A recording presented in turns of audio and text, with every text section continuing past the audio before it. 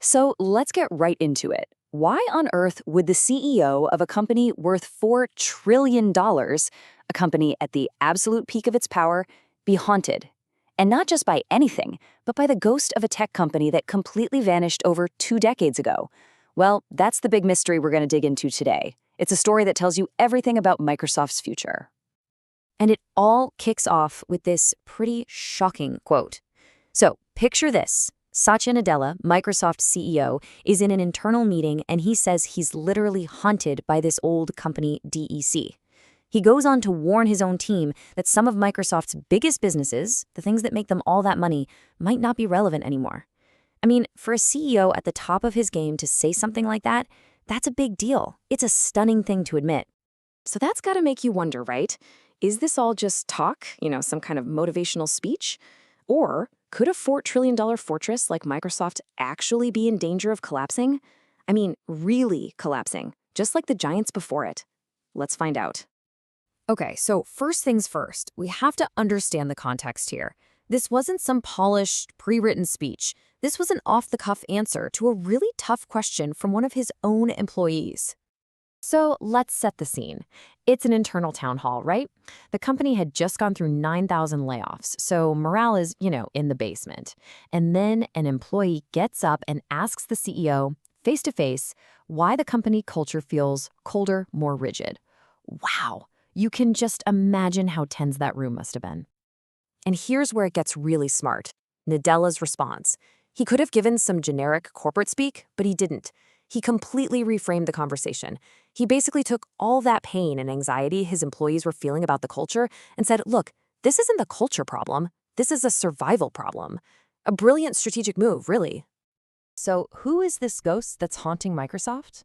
Let's talk about Digital Equipment Corporation, or just DEC.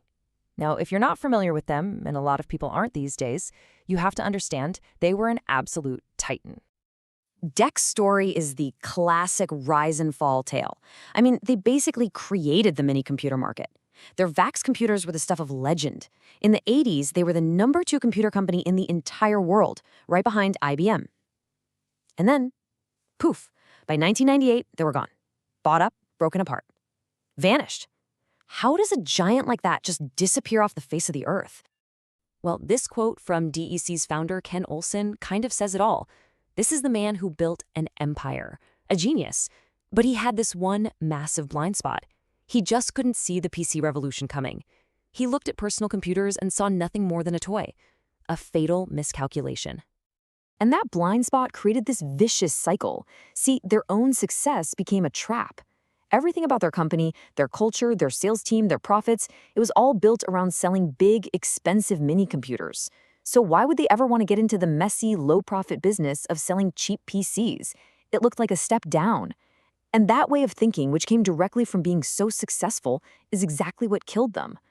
By the time they woke up, it was just too late. Okay, so that's the cautionary tale of DEC. Now let's jump back to today, to Microsoft.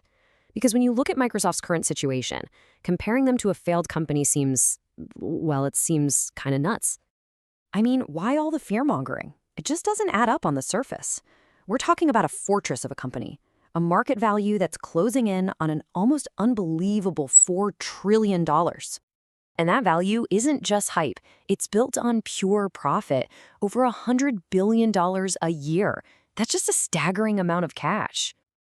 And what are they doing with all that cash? They're turning it into a weapon.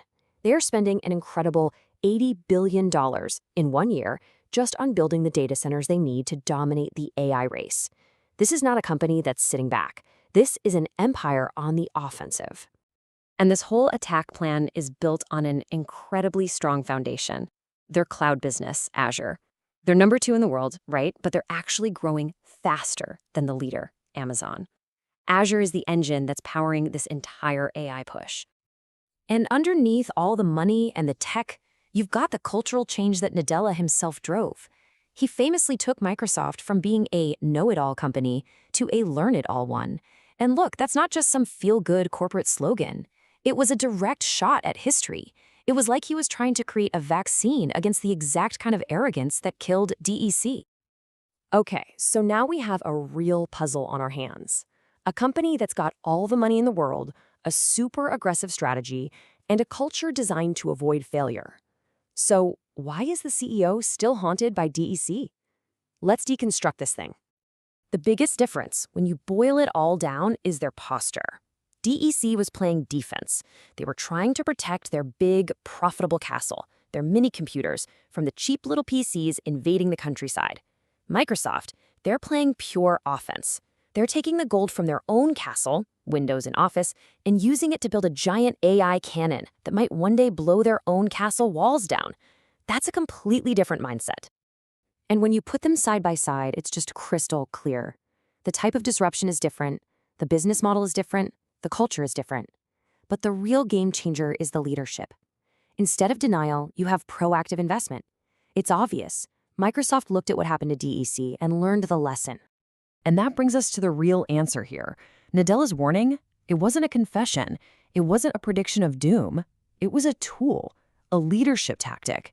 He's using the ghost story of DEC as a weapon against the one thing that can kill any successful company, complacency. He's making sure his $4 trillion behemoth stays paranoid, stays hungry, and frankly, stays scared. But hold on, that doesn't mean Microsoft is out of the woods. So for our last section, let's think about this.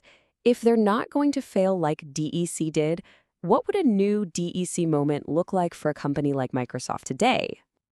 The real risks today are way more subtle. First up, you got the monetization dilemma.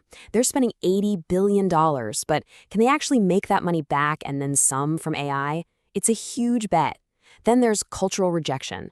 Remember that employee who said the culture was colder? What if that pushes all their best people to leave?